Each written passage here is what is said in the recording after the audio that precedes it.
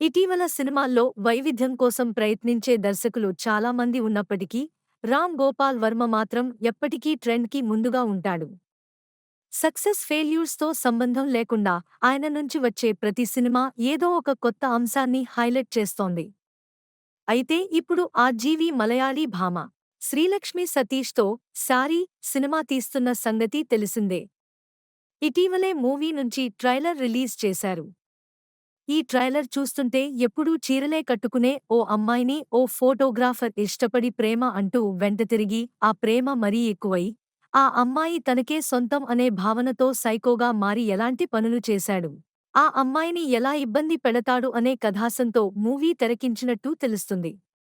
వర్మ తరచూ రియలిస్టిక్ కథలతో వస్తుంటాడు కానీ, ఈసారి కథానాయక పాత్రను న్యాచురల్‌గా మలచి సినిమాపై మరింత ఆసక్తిని కలిగేలా చేశాడు. ఇకపోతే ఈ సినిమా పాన్ ఇండియా మూవీగా తెలుగు, హిందీ, తమిళ మరియు మలయాళ భాషల్లో ఫిబ్రవరి 28న ప్రపంచవ్యాప్తంగా విడుదల చేస్తున్నారు. ఈ సినిమా కథని ఆర్జీవీ రాసి ప్రజెంట్ చేయగా రవి శంకర్ నిర్మాణంలో గిరి కృష్ణ డైరెక్ట్ చేశాడు.